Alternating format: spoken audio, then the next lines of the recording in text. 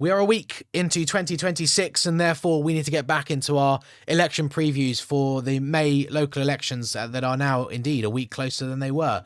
So welcome everybody back to the channel. If you haven't yet, please do subscribe to the channel. We're doing some unique election coverage here. I think you'll agree if you just stay with the video. Nobody really covers UK elections quite like this. So look, unfortunately I have to preface this video because we're looking at the southeast today. And I have to say, sadly, this is an area that will be affected by the government cancelling elections. We know that East and West Sussex county councils, which should have been having their cancelled elections from last year, happen this year. They've already taken up the government's offer to cancel their election again. We wait to see whether Surrey and Hampshire take the government up on the offer to do likewise. And those cancellations will likely affect the district councils within them, because the excuse for cancelling these elections in the first place is that the local government reorganisation needs time to happen, needs a bit more time, and there's no point electing new councillors because they just have to be re-elected to a new unitary authority once the process is complete, and that would be allegedly a waste of money. I find it pretty appalling how, frankly, the government wastes money on a lot of other things, but the first thing they're willing to make a cut on is democracy. I don't think that's acceptable. The Electoral Commission doesn't think it's acceptable. And if you are in one of these affected areas, make sure your voice is heard, because this is your right to vote that is being taken away. Don't minimise it. Don't allow anyone to gaslight you into why this is normal. It is not normal. It should not happen. And rant over before I go off on a tangent. So yeah, I just have to preface that because these elections, a number of these elections may well not go ahead. But we're going to look at them anyway and assume that they will be. And I want to start actually looking at these three councils in the south of Surrey, because what's happened to the Conservatives here is really quite extraordinary. So in Tandridge, currently the localists run Tandridge by quite a distance, actually. There's no overall control, but they have the largest party status, as you can see, with 20 seats. The Liberal Democrats in second on 11 and the Conservatives on 6. But just to see the depth of problems that the Conservatives have here in Tandridge, I just wanted to take us across to the Open Council data site quickly. As we come over to Open Council data, you can see Tandridge, but in 2016, the Conservatives had 31 seats, a healthy majority on a council that at the time had 42 members. The Liberal Democrats on 6, independent others on 5. If you then fast forward, now remember that's pre-Brexit, so not just pre-Brexit, but pre the Leave referendum, everything. Fast forward to 2020, and you can see their numbers have taken a massive hit already. So this is before reform, before Liz Truss, before anything. This is, I think, largely down to Brexit. Because look at where the seats are going. Now, the independent and others actually jump up to 15. The Lib Dems up to 11. And then if you come forward to now, you see, obviously, as we said, the local parties have done very, very well. And the Liberal Democrats are on 12. The Conservatives all the way down to 5. So the Conservatives have had a precipitous decline here in Tandridge since 2016, and they're close to being wiped out, which is indeed quite extraordinary. Going across to the westerly direction, Reigate and Banstead. Now here's going to be a slightly different story in terms of what's happened, but here interestingly you see the Green Party, very much the foil to the Conservatives. Remember what we spoke about in that not in the Green video, in the Yorkshire video we did just before Christmas or just before New Year, whenever it was, where we looked at those areas that were in the sort of north of the Bradford council area, and I think north of one of the other ones that was next to, I can't remember which now. I remember it's Bradford and Leeds, where we saw formerly Conservative voting wards going to the Green Party in previous elections. And we spoke about these affluent middle-class people, quite comfortable in their lives and living generally in white-populated areas, majority white-populated areas, voting quite heavily for the Green Party. And I think that's exactly what we're seeing in Reigate and Banstead. So the Green Party, interestingly, the main foil to the Conservatives. But let's just have a look at Reigate's data on Open Council. And here, a similar story again. The Conservatives had 40 seats on a 51-seat council, a very healthy majority indeed. Jump forward to 2020, and their numbers come down less than we saw in Tandridge, but down 10 to 30. But then you jump forward to now, and they're down from 30 to 17, and they are the largest party. But again, if this election were to go ahead, would they be afterwards? How well would the Green Party do in Reigate and Banstead now, considering the Greens are on this little bit of a resurgence, allegedly. Anyway, like I say, I think there may be some holes in that theory, but I think this would be an area that the Greens may well do quite well in. So again, another one and last one, just to hammer home the point, we move across to Mole Valley. Here you can see the Conservatives currently have 2 councillors, the Liberal Democrats on 31. But what about Mole Valley in 2016? Mole Valley in 2016, the Conservatives had 22, so they didn't quite... in fact, they did. They had a majority of one, of bang on one in 2016. So they had a majority, not as convincing as we've seen elsewhere. Jump forward to 2020, and they're down from 22 to 11. Their numbers halved, and the Liberal Democrats go in the opposite direction. They take the control. And then the latest now, the Conservatives all the way down to 2. And again, if we look at the end of term here, there would only be 1 Conservative defending, actually. Disregard, it's a whole council election. So look, the Conservatives would probably be wiped out in Mole Valley if this election were to go ahead. So look, I think this is the depth of issue, the problem that the Conservatives have. Surrey is supposed to be a heartland Conservative voting part of the country, and it's not. You can see there's no blue on this map in Surrey. It's all either no overall control or Liberal Democrat, and that is the issue the Conservatives very much have. I saw a poll recently as well, More in Common, the MRP poll, that had the Conservatives surging back and taking a load of the Surrey constituencies for a general election off of the Liberal Democrats, and I don't see that at all. I don't know where they've necessarily got that from, not that I'm one to argue with a pollster's methodology or anything like that, but I don't see that happening. I don't see a resurgence for the Conservatives in Surrey. I think the Liberal Democrats have got it on lock. I think the Greens will do well. Like I say, I think they're going to play into that affluent, middle-class, comfortable voter living in white-populated areas who has, frankly, the luxury of being able to vote for nonsense green economic policies, if I'm being quite frank. But I don't see the Conservatives coming back at the moment in Surrey at all. So I just wanted to draw attention to that. I don't see much change happening here, frankly. Mole Valley is an interesting one with it being a whole council election, but I think the Liberal Democrats would just hold on to what they've got. I don't see that changing too much. Reigate and Banstead, like I say, Conservatives would probably not be the largest party. I wouldn't be surprised, but it would still be no overall control.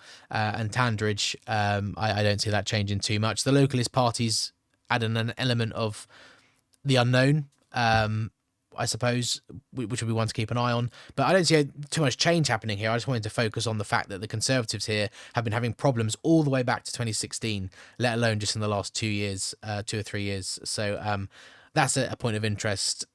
Now we'll quickly just fly through Sussex. There's not much to look at. Crawley, again, sadly, will probably have its election cancelled because of West Sussex choosing to cancel their elections again. So at the moment, I would assume it's not going to go ahead. Labour have a majority here. Only the 2 parties represented on this council. Majority here on Crawley is 18 councillors to be bang on 50%, so really you need 19 to have a majority. Labour currently on 25, so they would need to lose over 6 seats on the council. And I believe, if memory serves, I think they're defending 8 or 9 in the election. So, look, generally speaking, you'd say, look, the way these elections work, generally speaking, most of the time, the government, the governing party does take a bit of a battering at these local elections. Not necessarily a battering, but they do lose councillors, generally speaking. Not always. And so normally you'd say, yeah, Labour will probably lose maybe 2 or 3, but they'll keep their majority. But the way it's gone for Labour, that you can't write them off in a lot of these places losing most, if not all, of the seats they're defending. And Crawley is one of those. I think Reform are doing very, very well in Crawley. If we go ahead to the, if we slip across to the Nowcast quickly and go to Crawley, you'll see that it is on your screen there. If I just scroll up, you'll see that Reform are leading in Crawley, and it's a bit of a holdout in the Surrey and Sussex area, actually. As you sort of go west from Crawley, it's Liberal Democrats. You go east from Crawley, it's Conservative constituencies at the moment, according to the Nowcast. And Crawley is the one little holdout area that is going to Reform. So look, Reform would stand to gain greatly in Crawley if the election were to go ahead, which obviously, hopefully it will. But sadly, I don't think that it's looking likely at the moment. Down on the south coast, Ada Council would be electing by halves, so it would be 14 or 15 seats, depending on how it's split this year, up for grabs. The Labour Party currently the leaders with 17 seats, and therefore a majority of only about 2. You need obviously 15 to have an outright majority.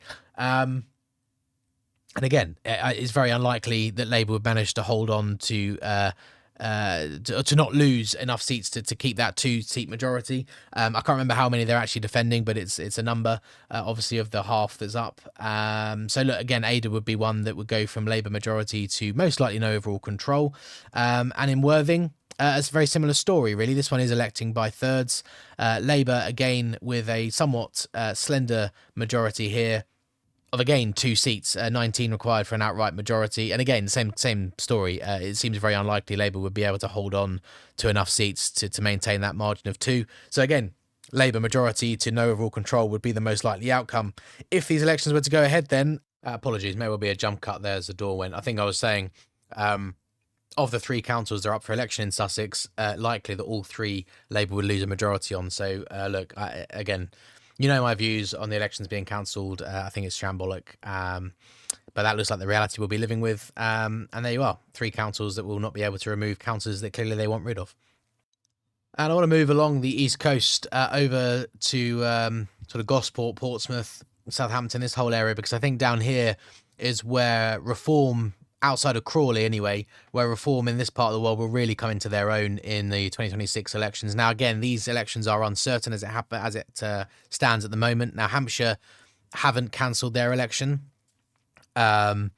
Portsmouth is a unitary authority, as is Southampton, so those 2 should go ahead already because they're not involved in the reorganisation. But the other ones are uncertain. We have to, again, wait and see what happens with Hampshire County Council. If they cancel again, like Sussex has, then unfortunately it'll be the same as Crawley and Adur and Worthing, that they'll probably also go to. So we have to wait and see. But look, I think down here you see it's no overall control for Havant, where the Conservatives currently have the largest amount of seats. But it's split between a number of parties, as you can see there, who have a sizable sort of presence. Portsmouth is also no overall control. Liberal Democrats, the leading party there. And in Gosport, again, Liberal Democrats, leading party, no overall control. Fareham is, incredibly enough, considering we're covering Sussex, Surrey, Hampshire, this is the only council on this map that the Conservatives are actually defending. The only Conservative majority council, which is quite incredible, really. But Conservative majority here by quite a distance, so this will be an interesting one to keep an eye on on the election night. If it's a bad night for the Conservatives, then expect them to lose seats here. I think they're electing by thirds in Fareham, 32 seats. So majority is 17 to have more than 50%. So they'd have to lose 7 seats, which seems probably a little bit excessive, maybe. So they probably will hang on to majority control. The Tories will see how well they do. And then Southampton is a Labour majority, again, electing by thirds. They've got a majority of 6, and I think there's 10 seats I remember seeing they were defending. So again, do you expect Labour to hold 6 out of 10? I don't know. I'm not sure you can say that they will, really. So again, Southampton may be another one we see going to no overall control. So that's a quick overview of the South Coast. I certainly think in Gosport and Portsmouth, and maybe Havant, reform may well have quite a lot to say in the election in 2026. If we just go over and have a quick look at the ward data from 2024, you'll see that as we just mouse over some of these areas, again, it's another one of these parts of the country where you just see reform popping up in 2024 in the full election. Now, look, I've laboured the point. If you've been watching the videos for a long time, you know what I'm going to say. But if you're new here, I always make the point, in these areas where we see reform standing candidates in 2024 in the full election, just bear in mind that this was on the 2nd of May 2024. It's before the general election was called. It's before Nigel Farage comes back, and before everything that we know about reform now. They're leading the polls and all that. It's before all of that. Reform were not a force in politics at this time. They were a thorn in the Conservative side. They were polling around about 10-11%, in line with the result in this ward, actually. But actually, I think the one point I haven't really made much of it, which I think I should have, is when you see reform popping up in these wards in 2024, it means it was an area that reform back then thought was worth the resources to put someone up. Because back in these days, back in the 2nd of May 2024, reform had very little money. They didn't have many activists, and they didn't have many people to put up as candidates. So when you see a reform candidate standing, it means that reform thought that's a really good place for us to start getting our foot in the door. And so what I'm saying is, I think come 2026, come this year's elections, the increase in their vote share is going to be astronomical in a lot of these places, because they were identified in 2024 as areas where it was worth putting someone up, if you catch my drift. So look here, Lee Park and Lee Park Central and West Lee, they got 11%. Now look, they're miles behind the leaders. Conservatives and Labour were split by a hair at the top there on just over 30% of the vote. But what I'm saying is, again, these were areas where Reform felt it was worth putting someone up for election. So keep an eye on Havant. I think Havant will be an area where Reform do very well. At the expense of who, it'll be interesting to see. And this brings me on to the next point. If we just come west into Portsmouth. Look, Portsmouth already has been a very good area for Reform. They got their largest, actually, winning margin in a by-election in Portsmouth last year in October here in Paulsgrove. So this was the biggest margin of victory in terms of votes over second place. And you can see they trounced this election, 64% of the vote, way ahead of anybody else. And they already have quite a presence in Portsmouth as well. If we come back to this screen, you'll see that they're actually almost already the second largest party on the council. Now that is by virtue of the localist group of now there's only two. Most of them went from that local group to Reform, so they all kind of defected across. Now there will be a number of them defending their seats in 2026, so we'll see if they could hold on to them, having not been voted as Reform candidates. Will they manage to retain their positions as standing for Reform? I think they probably will. But the interesting thing about Portsmouth I wanted to get onto is that this is going to be a bit of a Liberal Democrat versus Reform head-to-head, because, sorry, just to go going back and forward, but back to here again, you see, as we mentioned, the Liberal Democrats are the leading party. They've got 9 seats more than second place Labour. No overall control, but Liberal just clearly the largest party. This is a very good battleground, a very good insight to Reform versus Liberal Democrats, who comes out on top. And you would think that there will be certain areas where it will be seats, Reform challenging the Liberal Democrats potentially in some of these seats as well. So that's going to be an interesting thing to keep an eye on. These localist areas that the locals won, or the local independent parties won in 2024, will likely go to the Brexit Party. Blimey, going back a few years there, go to Reform, because, like I said, most of these guys have switched across to Reform, and you can see here indeed the localists won it in 2024, beating Labour. Labour lost a candidate to them, who have now gone to Reform. So expect these three will most likely vote for Reform. We'll have to wait and see. And then other areas will just be interesting to see. How do Reform sort of match up against the Liberal Democrats in some of these areas where the Liberal Democrats did well previously? You can see some of them are very close with Labour.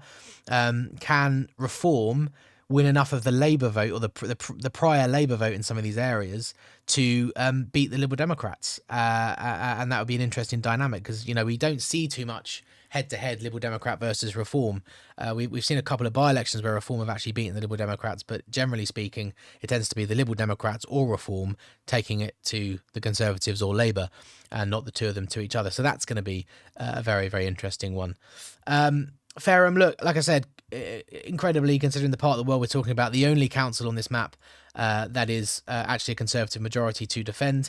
And look, how well will they do? Well, look, a lot of it is going to depend on what happens to the Conservative vote between now and May. I think at the moment they're in a bit of we're just kind of waiting to see what happens. Like there has been a bit of a polling bounce for them as far as opinion polls go. I maintain that, and if you've been watching the videos, let me know if you agree, that I haven't seen that reflected in by-election results.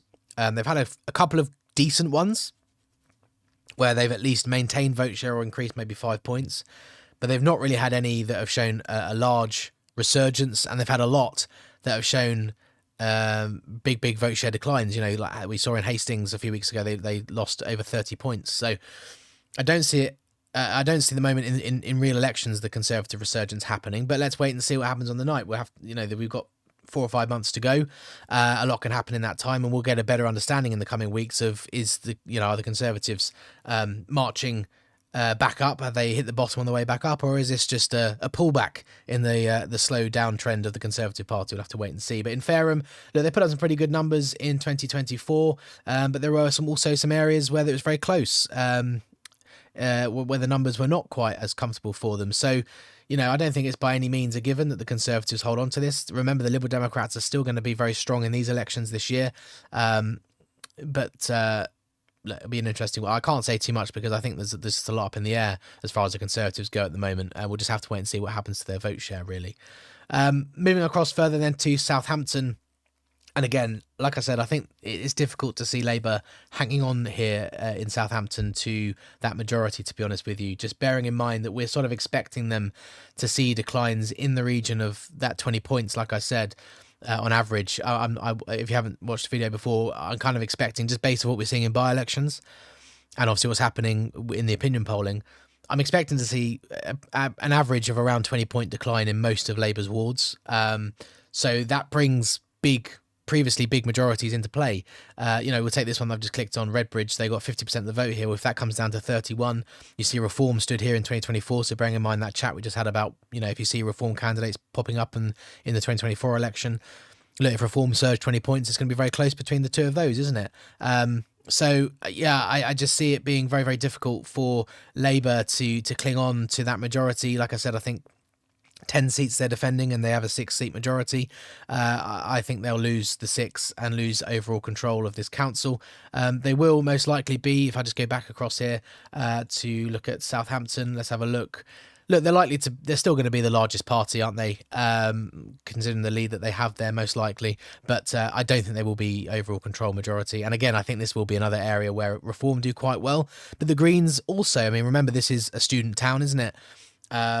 There's obviously the university down in Southampton, so expect the Greens to poll quite well, I imagine, in those areas that are heavily dominated by student populations as well. So South Coast is going to be very interesting. I think, like I say, Reform stand to gain quite handsomely on the South Coast. Obviously, a lot of these, or all of them, with the exception of, I think, is Gosport. Gosport's electing by halves. The rest of them are electing by thirds. So not really scope to take control of councils, but there is definitely scope to win the majority of the wards. And I think that's what Reform need to do down in these places to make their mark on these local elections. And yeah, Labour are going to lose their majority in Southampton, I would expect. Wait and see, but I assume Portsmouth will probably remain no overall control. Gosport electing in halves is interesting. Again, it's going to depend on that Conservative vote. If the Conservative vote holds up, probably stays no overall control. If it collapses, then the Liberal Democrats probably have a decent chance to take majority control. But let's see how many seats Reform get. How many go from Liberal to Conservative. Conservative to Liberal or Conservative to Reform. That would have a big impact on who controls the council at the end. And then Havant, the one we started with, most likely is going to stay in overall control, I'd imagine. Again, it is largely going to depend on that Conservative vote, isn't it, with them being the largest party. If their vote collapses, again, where do the seats go? But I think it will still be in overall control either way. Just some honourable mentions then before we wrap up for this video. We've got Reading. Reading, I think, actually may be a council where Labour have a chance of holding on to majority control. Look, again, electing by thirds. So what are we looking at there? 16 seats up for grabs. I can't remember how many they're defending. I did look it up. I've completely forgotten how many they're actually defending. And they have a majority of 7. So, again, I seem to remember I think they might be defending 8 or maybe 9. Look, it's not beyond the realms of possibility they lose all of them and lose their majority, or they lose the 7 or 8 they need to lose and lose their majority. It's not beyond the realms of possibility, but I do feel like Reading, just because they've got, basically they have to lose almost every seat to lose the majority, it's maybe one of their best chances to retain overall control in Reading. But look, Greens, again, you can see they're second place already in terms of party on the council. And look, the Greens are going to do well in Reading, aren't they, most likely? Again, it's another university town. Like I say, already doing quite well, so keep an eye on the Greens in Reading. But Labour may well have a chance of clinging on there. And then we've just got these 3 overall control ones. Basingstoke and Deane is an interesting little council there with a number of parties with quite a strong presence. Now, it would appear that Conservatives are the largest party. Actually, it's the localists. So you've got the 11 localists here, the Basingstoke and Deane independents, and they've all clubbed together with 4 independents, the 1 other, and the 2 Greens. So there's actually 18 that form this block down the bottom, basically. So they control the council in coalition with the Liberal Democrats. Now, seeing as the Greens are involved, leads me to believe that this is probably more of a left-leaning localist party and indeed independents. So I think that perhaps limits some of what Reform can do here. I don't think they're going to have huge gains. But again, if that Conservative vote doesn't hold up, where does it go? Is this an area where the Conservative vote will go to the Greens? Will it go to the Liberal Democrats? Or is it an area where the Reform Party maybe makes hay at the expense of the Conservatives? I mean, this is the thing with the Tories. I think they're just on this precipice at the moment where they may be coming back, in which case they might hold on to a number of these seats. Or if it starts sliding backwards again and they start decreasing into those mid-teens, their vote could be going in all sorts of directions and seeing the same sort of collapse that Labour's seeing. So a lot hinges on, really, I think, in the southeast in particular, on what happens to that Conservative vote. Across in Hart, Liberal Democrats are the largest party, with the Localists very close behind them, and the Tories not too far behind them. This one's quite evenly split. Again, voting by thirds, so 11 seats up for grabs in Hart, I believe. Unlikely probably to change here. I had a look, and the Localists have had a presence of this sort of size since 2016. There was 10 in 2016, now there's 11. So clearly that's not a new thing. So they expect to see those Localists retain their seats. And then again, to labour the point, what happens to the Conservatives? Do the Conservatives hold on? Do the Liberal Democrats win? Again, not an area I'd necessarily expect to see Reform do too well in, but I'd imagine this will probably stay no overall control, unless the Conservatives, who are defending, I think there's only 3 though who are defending, so at most the Liberals could get up to 15, which still wouldn't be majority, so most likely to be no overall control still there as well. So that kind of wraps us up for this video, really. I've tried to fly through it a bit quicker because there's a number of councils to look at there. I appreciate we haven't gone into detail as we have on some of the other videos, and yet the video is still going to be quite long, so apologies for not going into greater detail. Don't fear, because we're coming to the end of our sort of regional preview video, but we'll be going in and doing more stuff in the run-up to May, previewing things, and we'll go into greater detail then.